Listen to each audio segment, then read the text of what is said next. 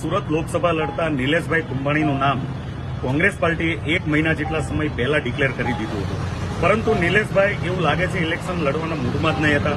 એક પણ કાર્યાલય ખોલવામાં નહીં આવી. કોંગ્રેસના કાર્યકર્તાઓ તેમજ લીડરોને કોઈ પણ જવાબદારી સોંપવામાં આવી નહીં હતી. આની પાછળનું ચોખ્ખું કારણ દેખાઈ રહ્યું છે. નિલેશભાઈનું કંઈક ને કંઈક રંધાઈ રહ્યું હતું ભારતીય જનતા પાર્ટી સાથે. જ્યારે ફોર્મ ભર્યું તો એમાં જે ટેકેદારો હતા એ નિલેશભાઈના એકદમ નજીકના હતા, સગો ભાણિયો હતો, બનેવી હતા અને ભાગીદાર હતા.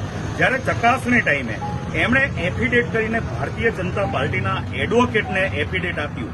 આ ક્યાંથી શક્ય બને? ક્યાંક ને ક્યાંક એવું લાગે છે નિલેશભાઈનું પહેલાથી સેટિંગ હતું અને સુરતની જનતા જે 19,38,000 જેટલા માતબર મતદારો છે એમની સાથે છેતરપિંડી પણ નિલેશભાઈએ કરી છે. હું કોંગ્રેસ પાર્ટીને કહેવા માંગુ છું, ક્યારે આમને તમે સસ્પેન્ડ કરશો? આજે ઘણો સમય વીતી ગયો, હજી પણ એમની કોઈ કાર્યવાહી કરવામાં આવી નથી.